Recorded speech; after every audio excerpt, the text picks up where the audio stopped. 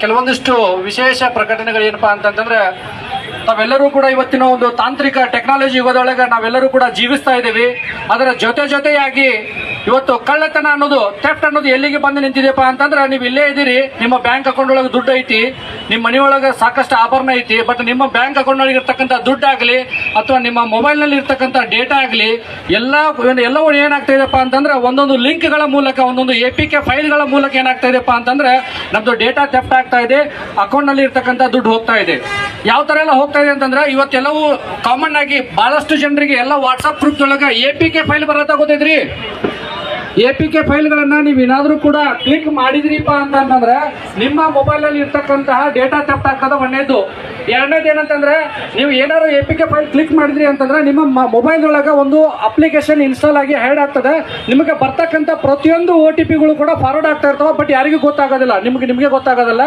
ಇದರಿಂದ ಅವ್ರು ಏನ್ ಮಾಡ್ತಾರಪ್ಪ ಅಂತಂದ್ರೆ, ನಿಮ್ಮ ಮೊಬೈಲ್ ನಲ್ಲಿ ಇರ್ತಕ್ಕಂಥ ಎಲ್ಲ ಅಪ್ಲಿಕೇಶನ್ಗಳನ್ನ ತಮ್ಮ ಕಡೆ ಟ್ರ್ಯಾಕ್ ಮಾಡ್ಕೊಂತಾರ, ಜೊತೆಗೆ ನಿಮ್ಮ ಅಕೌಂಟ್ ನಲ್ಲಿ ಇರ್ತಕ್ಕಂತಹ ಹಣವನ್ನ ಕದೀತಾರ. ಹೆಂಗಂತಂದ್ರೆ OTPಗಳು ಸೇರ್ ಆಗ್ತಾ ಇರ್ತಾವ, ಅದರಿಂದ ಅವರು ನೆಟ್ ಬ್ಯಾಂಕಿಂಗ್ ಅನ್ನ ಆಕ್ಸೆಸ್ ತಗೊಂತಾರ.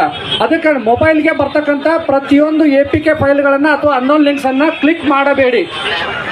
ಒಂದು. ಎರಡನೇದೇನಪ್ಪ ಅಂದ್ರೆ, ಇತ್ತೀಚೆಗೆ ಒಂದು ಜನರಿಗೆ ಸಾಕಷ್ಟು ರೀತಿ ಒಳಗೆ ಫ್ರಾಡ್ ಆಗ್ತಾ ಇದೆ. ಸೈಬರ್ ಫ್ರಾಡ್ ಏನಪ್ಪಾ ಅಂತಂದ್ರೆ ಡಿಜಿಟಲ್ ಅರೆಸ್ಟ್ ಅಂತೇಳಿ.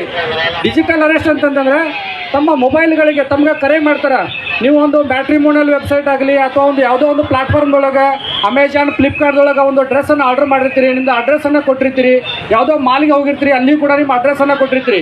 ಈ ಮೂಲಕ ಅವ್ರು ಏನ್ ಮಾಡ್ತಾರಪ್ಪ ಅಂದ್ರೆ ನಿಮ್ದು ಅಡ್ರೆಸ್ ಅನ್ನ, ನಿಮ್ಮ ಹೆಸರನ್ನ ಕ್ಯಾಪ್ಚರ್ ಮಾಡ್ಕೊಂಡು ಒಂದು 5 ಡೇ ನಿಮ್ಗೆ ಕರೆಯನ್ನ ಮಾಡ್ತಾರೆ. ಏನಪ್ಪಾ ಅಂತಂದ್ರೆ ನಿಮ್ಮ ಹೆಸರೊಳಗೆ ಅಡ್ರೆಸ್ ಎಲ್ಲ ಹೇಳ್ತಾರೆ, ಫೋನ್ ಮಾಡಿ ನಾವು ಫೆಡೆಕ್ಸ್ ಕೊರಿಯರ್ ಇಂದ ಮಾತಾಡೋದು ಅಂತ ತಿಳ್ಕೊಂಡು ಹೇಳಿ ನಿಮ್ಮ ಹೆಸರೊಳಗೆ ಗಾಂಜಾ, ಅಫೀಮು, ಡ್ರಗ್ಸ್ ಎಲ್ಲವೂ ಕೂಡ ಏನಾಗ್ತಾ ಇದೆ, ಕೊರಿಯರ್ ಆಗ್ತಾ ಇದೆ. ಔಟ್ ಆಫ್ ಕಂಟ್ರಿ ಕೂಡ ಕೊರಿಯರ್ ಆಗ್ತಾ ಇದೆ.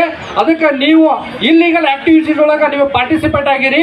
ನಿಮ್ಮ ಮೇಲೆ ಇಲ್ಲಿ ಈಗಾಗಲೇ ಇಂಥ ಒಂದು ಪೊಲೀಸ್ ಸ್ಟೇಷನ್ ಒಳಗೆ, ಇಂಥ ಒಂದು ಆಫೀಸ್ ಒಳಗೆ FIR ಆಗಿದೆ ಅಂತ ತಿಳ್ಕೊಂಡು ಹೇಳ್ತಾರೆ, ಫೆಡೆಕ್ಸ್ ಕೊರಿಯರ್ ಅಂತೇಳಿ. ಅದ್ರ ನೆಕ್ಸ್ಟ್ ಸ್ಟೆಪ್ ಅವ್ರು ಏನ್ ಮಾಡ್ತಾರಪ್ಪ ಅಂತಂದ್ರೆ CBI ಅಂತೇಳಿ ನಿಮ್ಗೆ ಫೋನ್ಗಳನ್ನ ಮಾಡ್ತಾರ. ನಿಮ್ಮ ಹೆಸರೊಳಗೆ ಇಲ್ಲಿಗಲ್ ಟ್ರಾಫಿಕಿಂಗ್, ಗಾಂಜಾ, ಡ್ರಗ್ಸ್, ಅಫೀಮು, ನಾರ್ಕೋಟಿಕ್ಸ್ ಪಾರ್ಸಲ್ ಆಗ್ತಾ ಇದೆ. ಇಂಥ ನಮ್ಮ ಒಂದು ಪೊಲೀಸ್ ಸ್ಟೇಷನ್ ಒಳಗೆ CBI ಆಫೀಸ್ ಒಳಗೆ FIR ಆಗಿದೆ, ನೀವು ಇಮಿಡಿಯೇಟ್ ಆಗಿ ಸೆಲ್ಫ್ ಅರೆಸ್ಟ್ ಆಗಬೇಕು, ಡಿಜಿಟಲ್ ಅರೆಸ್ಟ್ ಆಗಬೇಕು ಅಂತ ತಿಳ್ಕೊಂಡು ಹೇಳ್ತಾರೆ. ನಮ್ಮ ಕಾನೂನೊಳಗೆ ಯಾವುದೇ ಕೂಡ ಡಿಜಿಟಲ್ ಅರೆಸ್ಟ್ ಆಗಲಿ, ಸೆಲ್ಫ್ ಅರೆಸ್ಟ್ ಆಗಲಿ ಇಲ್ಲ. ಇಲ್ಲಿ ಏನ್ ಮಾಡ್ತಾರೆ ಅಂದ್ರೆ ವಿಡಿಯೋ ಕರೆಯನ್ನ ಮಾಡ್ತಾರೆ. ನಮ್ಮ CBI ಹೈಯರ್ ಅಥಾರಿಟಿ ಆಫೀಸರ್ ಏನಿರ್ತಾರಲ್ಲ ಅವ್ರದ್ದೇ ಒಂದು ಯೂನಿಫಾರ್ಮ್ ಅನ್ನ ಹಾಕಿ ನಿಮ್ಗೆ ವಿಡಿಯೋ ಕರೆಯನ್ನ ಮಾಡ್ತಾರೆ. ಅವಾಗ ನೀವು ಭಯಭೀತರಾಗಿ ಏನ್ ಮಾಡ್ತೀರಪ್ಪ ಅಂದ್ರೆ ಅವ್ರು ಹೇಳ್ತಾರೆ, ಈ ಒಂದು ಕೇಸನ್ನ ಕ್ಲೋಸ್ ಮಾಡ್ಬೇಕಂತಂದ್ರೆ ಇಮಿಡಿಯೇಟ್ ಆಗಿ ನೀವು ಇಷ್ಟು ಅಮೌಂಟ್ ಅನ್ನ ಹಾಕ್ರಿ, ಆದ್ರೆ ನಿಮ್ಮ ಮನೆಯೊಳಗೆ ಯಾರಿಗೂ ಹೇಳ್ಬೇಡ್ರಿ ಅಂದ್ಕೊಂಡು ಹೇಳ್ತಾರ. ನೀವು 10 ಲಕ್ಷ, 20 ಲಕ್ಷ, 30 ಲಕ್ಷ ನೀವು ನಂಬಕ್ ಸಾಧ್ಯ ಇಲ್ಲ. ನಮ್ಮಲ್ಲಿ ಡಿಜಿಟಲ್ ಅರೆಸ್ಟ್ ಪ್ರಕರಣಗಳು ದಾಖಲಾಗಿ ಸುಮಾರು 1 ಕೋಟಿಗಿಂತಲೂ ಹೆಚ್ಚು